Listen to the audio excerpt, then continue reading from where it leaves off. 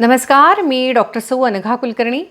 Happy and healthy life at home या आपल्या चॅनलवरती हेल्थ टिप्स असतात, ब्युटी टिप्स असतात, तसंच मोटिवेशनल टॉकसुद्धा असतात.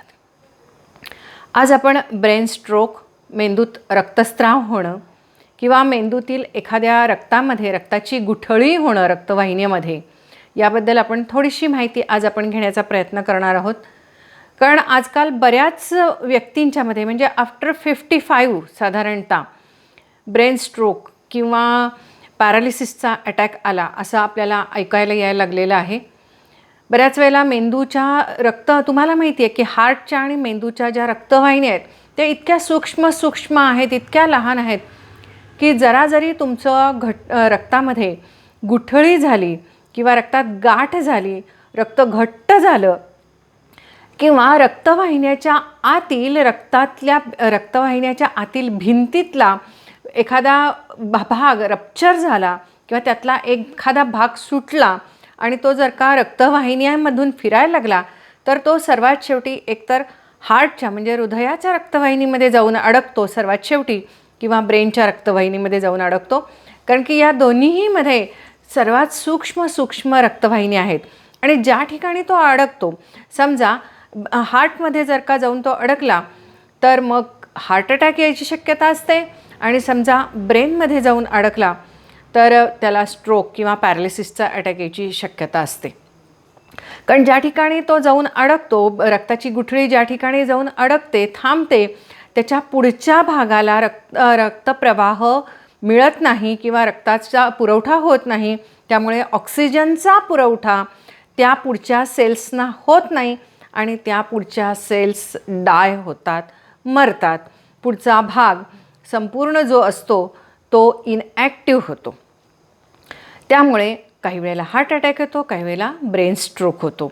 तर थोडक्यात म्हणजे रक्त पातळ असणं किंवा रक्त नियमितपणे वाहतं राहणं, रक्ताच्या भिंती ज्या आहेत, रक्तवाहिन्यांच्या आतल्या भिंती ज्या आहेत त्याच्या आतल्या बाजूला कोलेस्ट्रॉल न वाढणं, म्हणजेच यामुळेच आपलं रक्त हेल्दी असणं फार महत्त्वाचं आहे. साधारणतः बायकांची पाळी गेली की त्यानंतर बायकांना हा असा स्ट्रोकचा त्रास व्हायची शक्यता असते. पुरुषांच्यामध्येही 55 नंतर हा त्रास जास्त होतो लोकांना, कारण की त्यामध्ये काही हार्मोनल बदल होतात आणि ज्यामुळे आपल्या शरीराला प्रोटेक्शन मिळालेलं असतं नॉर्मल, ते कमी होतं आणि मग आपलं रक्त घट्ट व्हायला लागतं किंवा पुरवठा हा सुरळीत होत नाही. साधारणतः जास्त स्ट्रेस असेल माणसाला, ताणतणाव असेल, कामाचा ताण असेल किंवा मानसिक ताण असेल, तर तुम्हाला माहिती आहे की ह्या ताणतणावामुळे आपल्या शरीरामधले, आपल्या ब्रेनमधून काही स्ट्रेस हार्मोन्स बाहेर पडतात, स्त्रवतात. कारण जेव्हा आपल्याला ताण जास्त असतो त्यावेळेला आपल्याला एनर्जी जास्त हवी असते, आणि एनर्जी जास्त हवी असेल तर अर्थात तुम्हाला माहिती आहे की साखरेशिवाय आपल्याला एनर्जी मिळत नाही. तर त्यामुळे स्ट्रेस हार्मोन्स स्त्रवतात, त्याच्यामुळे आपल्या शरीरामध्ये ग्लुकोजची लेवल वाढते, आणि जर का असं स्ट्रेस सारखा व्हायला लागला तर असं ही ग्लुकोजची लेवल किंवा आपल्या शरीरातील ब्लड शुगर लेवल ही सारखी वाढायला लागते.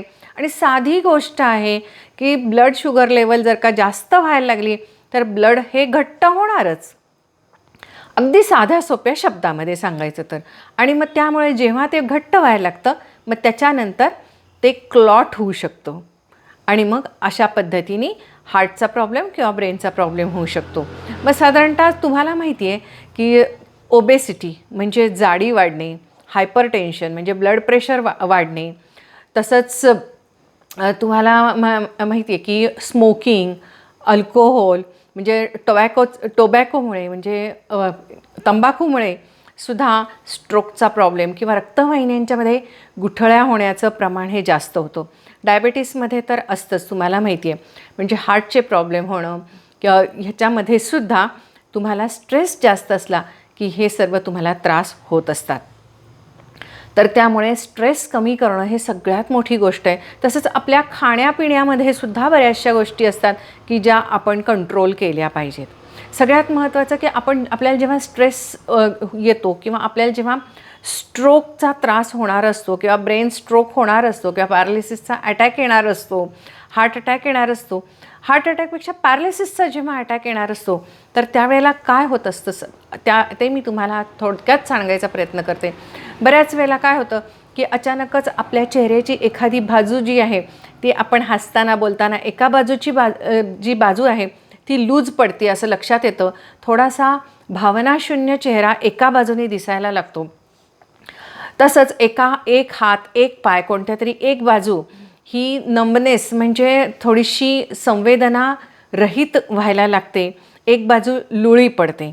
हेही असं होतं. बऱ्याच वेळेला डोकं दुखायला लागतं, आपल्याला लक्षात येत नाही किंवा कन्फ्युजन होतं की आपण काय बोलतोय काय करतोय लक्षात येत नाही, आता मला काय करायचं हे लक्षात येत नाही. बऱ्याच वेळेला चालता चालता बॅलन्स जातो, आपल्याला बोलताना शब्द आठवत नाहीत.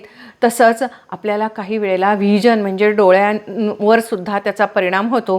काही वेळेला दिसायचं कमी दिसू शकतो आणि हे जे सगळे परिणाम आहेत हे आपल्या ब्रेनमध्ये रक्तस्राव एकतर झालेला असतो किंवा रक्ताची गुठळी झालेली असते. या दोन्हीमुळे हे होऊ शकतं. बऱ्याच वेळेला डोकेदुखी ही जी आहे ही याच्याकडे आपण खूप दुर्लक्ष करतो, पण साधारणतः 50 नंतर जर का तुम्हाला डोकेदुखी झाली आणि ती तीव्र डोकेदुखी अचानक जर का झाली, म्हणजे मगाशी मी सांगितलेले जे सिम्पटम्स आहेत हे जर का तुम्हाला अचानक जाणवले की तुम्हाला डोकेदुखी झालेली आहे, एका बाजूला संवेदना नाही आहेत, बोलताना शब्द आठवत नाही आहेत, डोळ्यासमोर अंधारी येते आहे किंवा डोळ्यासमोर अचानकच दिसायचं बंद झालेलं आहे, चेहऱ्याची एक बाजू जी आहे ती लुळी पडते असं वाटतंय, असं जर का किंवा चालताना तुमचा तोल जातोय किंवा काय करायचं कळत नाही, कन्फ्युजन होतं, हे जर का तुम्हाला अचानक जर का व्हायला लागलं आणि त्याच्यासोबत जर का डोकेदुखी असेल तर नक्कीच तुम्ही डॉक्टरकडे लगेच जायची गरज आहे. बऱ्याच वेळेला कसं होतं की तात्पुरता हा रक्तप्रवाह बंद झालेला असतो आणि मग त्या ठिकाणी आपण मग काही वेळेला एखादं काहीतरी लावतो किंवा काहीतरी पेय वगैरे घेतो ज्याच्यामुळे ती ब्लड व्हेसल जी आहे ती डायलेट होते किंवा मोठी होते, प्रसरण पावते आणि तो ब्लड क्लॉट पुढं निघून जातो. किंवा बऱ्याच वेळेला असं होतं की तो ब्लड क्लॉट तिथंच असतो परंतु आपल्या ब्रेनमध्ये काही महत्त्वाचे जे हे असतात म्हणजे महत्त्वाची जी कार्य असतात त्या महत्त्वाच्या कार्य जर का त्यांनी हॅम्पर झाली नाहीत किंवा तो ब्लड क्लॉटमुळे महत्त्वाच्या कार्यांवरती जर का आपल्या शरीराच्या महत्त्वाच्या कार्यांवरती जर का काही परिणाम झाला नाही तर आपण दुर्लक्ष करतो या सर्व गोष्टींच्याकडे. आपल्याला वाटतं की हे साधं काहीतरी असेल आणि मग त्यानंतर आपण नॉर्मल रुटीन परत जगायला लागतो. त्यामुळे मग बऱ्याच वेळेला हेडेक हे जे कारण आहे आपण पित्त म्हणतो, काही वेळेला झोप नीट झालेली नसेल असं म्हणतो, काही वेळेला खाण्यात काहीतरी आलेलं असेल असं म्हणतो आणि आपण त्या डोकेदुखीकडे नेहमीच दुर्लक्ष करत असतो. पण 50 नंतर होणाऱ्या डोकेदुखीकडे अजिबात दुर्लक्ष करू नका. तर जेव्हा तुम्हाला हे असे हे दिसतात लक्षणं दिसतात त्यावेळेला तुम्हाला सायन्ससुद्धा काही दिसत असतात, ज्या मी तुम्हाला सांगितली तीच सायन्स किंवा तीच लक्षणं दिसत असतात आणि नंतर मूर्त स्वरूपामध्ये सुद्धा ही अशी लक्षणं दिसतात की अचानक ती व्यक्ती पॅरालिसिस होतो, अर्धी बाजू पॅरालिसिस होतो आणि मग आपण लगेचच डॉक्टरांच्याकडे जातो. पण जेवढं तुम्ही लवकर डॉक्टरांच्याकडे जाल तेवढं लवकर तुमची ट्रीटमेंट सुरू होते आणि समजा त्या रक्ताच्या गुठळीमुळे किंवा रक्तस्रावामुळे जर का तुम्हाला तुमच्या महत्त्वाचे काही ऑर्गन्स जर का त्यानं फेल्युअर झाले नसतील किंवा महत्त्वाच्या ॲक्टिव्हिटीज त्यावरती त्याचा परिणाम झाला नसेल तर मग चांगलंच आहे. परंतु जर का काही महत्त्वाच्या ॲक्टिव्हिटीजवरती त्याचा परिणाम झाला तर पुढे तुम्हाला बरेच दिवस त्याचा त्रास होऊ शकतो. काही औषधं तुम्हाला कायमस्वरूपीसुद्धा खावी लागतात. तर जेव्हा स्ट्रोक किंवा पॅरालिसिसचा जेव्हा अटॅक येतो तुम्ही डॉक्टरांच्याकडे जाता त्यावेळेला तुम्हाला अर्थातच डॉक्टरांची दिलेली औषधं ही नियमित जशी खायला लागतात तसंच त्याच्यानंतर डॉक्टरांच्या सल्ल्याने थोडासा तुम्ही व्यायाम करायला पाहिजे, हलकासा व्यायाम केला पाहिजे. परंतु तो सातत्याने रोज व्यायाम करणं फार आवश्यक आहे. कारण की तुम्हाला डायबेटीसही कंट्रोल करायचं असतं, हायपर टेन्शनही कंट्रोल करायचं असतं, म्हणजे हाय ब्लड प्रेशरही कंट्रोलमध्ये आणायचं असतं, तुमचं वजनही कंट्रोलमध्ये ठेवायचं असतं आणि त्यामुळे रोजच्या रोज तुम्ही वॉकिंग करणं हे फार महत्त्वाचं आहे. तुमच्या तब्येतीला झेपेल असं डॉक्टरांना विचारून. त्याचप्रमाणे हेल्दी खाणं फार महत्त्वाचं आहे.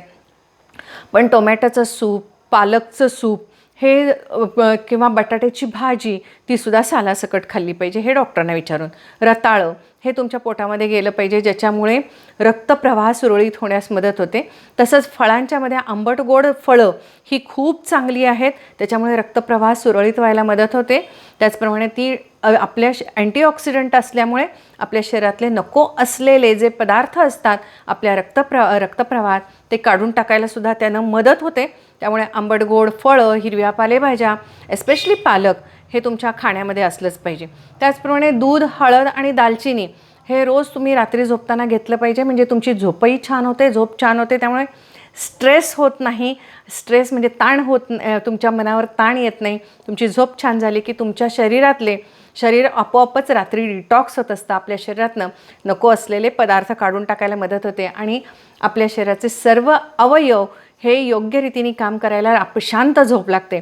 आणि त्याच्यासाठी दूध, हळद आणि दालचिनी हे फार महत्त्वाचं आहे. तसंच दिवसभरामध्ये कधीतरी तुम्ही एखादा वेलदोडा नुसताच तोंडामध्ये ठेवायला काही हरकत नाही, म्हणजे चघळायला काही हरकत नाही, चघळून खायला काही हरकत नाही. याच्यामुळे सुद्धा तुमचं रक्त पातळ व्हायला तर मदत होते, परंतु ब्लड प्रेशर कमी व्हायला सुद्धा ह्याच्याने खूप चांगला फरक पडत असतो. तर ह्या काही गोष्टी केल्या पाहिजेत. आणि काय खाऊ नये, काय करू नये तुम्ही, की कशामुळे तुम्हाला हे झालं असेल किंवा स्ट्रोक कशामुळे आला असेल, तर एकतर ह्याला झोप तुमची चांगली होत नाही, त्याच्यामुळे सुद्धा हा त्रास होतो. स्ट्रेस होतो, स्ट्रेस झाला की आपल्या शरीरामध्ये स्ट्रेस हार्मोन्स स्त्रवले जातात ब्रेनमधनं, आणि मी तुम्हाला सांगितलं तसं ग्लुकोजची लेवल वाढते आणि त्यामुळे अर्थातच क्लॉट्स व्हायची टेंडन्सी आपल्या शरीराची वाढत असते. त्यामुळे झोप शांत झाली पाहिजे. बऱ्याच वेळेला आपण खूप ताणतणाव असतात आपल्यामध्ये किंवा आपण खूप कामं करतो आणि त्यामुळे आपली रात्री झोप चांगली होत नाही आणि ते आपल्या लक्षात येत नाही. त्यामुळे झोप चांगली होणं हे फार महत्त्वाचं आहे. जर का तुम्हाला स्लीप डिस्टर्बन्स असेल तर वेळीच त्याच्याकडे लक्ष देणं ही फार आवश्यक आहे. बऱ्याच वेळेला आपण बाहेरचं आणून खातो, बाहेरचे हाय कॅलरीचं फूड असतं ते आपण खातो, ज्याच्यामुळे आपलं कोलेस्ट्रॉल वाढायला लागतं, लिव्हरवरती त्याचा परिणाम होतो. बऱ्याच वेळेला फॅटी लिव्हर डेव्हलप व्हायला लागतो. तर याच्यामुळे सुद्धा बाहेरचं जे खाणं आहे, प्रोसेस्ड फूड, जंक फूड किंवा ज्याच्यामध्ये सोडियम कंटेंट जास्त आहे, म्हणजे पॅकेट फूड, म्हणजे ज्याच्यामध्ये प्रिझर्वेटिव्ह जास्त वापरलेले आहेत, अशा प्रकारचं जे काही फूड आहे ते पूर्णपणे अवॉइड करायला पाहिजे. कारण की ते खाल्ल्यामुळे सुद्धा स्ट्रोकची, म्हणजे हार्टचा प्रॉब्लेमही व्हायची शक्यता असते आणि ब्रेनचाही प्रॉब्लेम व्हायची शक्यता असते. त्यामुळे या गोष्टी टाळायच्या असतील तर तुम्ही हे बाहेरचे अन्नपदार्थ हे पूर्णपणे टाळले पाहिजेत. घरामधलंच जे काही तुम्हाला खायचं ते खाल्लं पाहिजे. आणि मीठ अवॉइड करा. मीठ जेवढं तुम्ही अवॉइड कराल तेवढं जास्त चांगलं आहे, कारण की त्याच्यामुळे तुम्हाला माहिती आहे की मिठाच्यामुळे हाय ब्लड प्रेशर होतं, हार्टलाही धोका होतो आणि ब्रेनलाही धोका होतो. अगदी साध्या साध्या गोष्टी असतात, ह्या गोष्टी आपण पाळल्या पाहिजेत आणि त्यामुळे तुम्ही आपण स्ट्रोकपासून आपला बचाव करू शकतो. त्याचप्रमाणे जरी तुम्हाला स्ट्रोक झाला असेल किंवा तुम्हाला पॅरालिसिसचा अटॅक आला असेल तरीसुद्धा या सर्व गोष्टी करणं महत्त्वाचं आहे. म्हणजे आपली लाईफस्टाईल पूर्ण तुम्हाला बदलणं फार आवश्यक आहे. हेल्दी लाईफस्टाईल ठेवणं, बॅलन्स्ड डाएट घेणं, घरचं अन्न खाणं, त्याचप्रमाणे सगळ्या प्रकारचे अन्नपदार्थ, म्हणजे ज्याच्यामध्ये होल ग्रेन असेल, भात, भाजी, आमटी, पुन्हा दही, ताक, ह्या सर्व गोष्टी आपल्या आहारामध्ये कंपल्सरी असल्या पाहिजेत. कारण की याच्यामुळे रक्त पातळ राहण्यासाठी, त्याचप्रमाणे रक्तप्रवाह सुरळीत होण्यासाठी याची मदत होत असते. त्यामुळे वेल बॅलन्स्ड डाएट हे घेणं फार महत्त्वाचं आहे. बाहेरचे पदार्थ टाळा, स्ट्रेस टाळा आणि सगळ्यात महत्त्वाचं म्हणजे तुम्ही जर का तुम्हाला त्रास व्हायला लागला, डोकेदुखी जाणवायला लागली, हातापायामध्ये जर का तुम्हाला असा सुन्नपणा जाणवायला लागला तर एकदा डॉक्टरांशी चर्चा नक्की करा. धन्यवाद.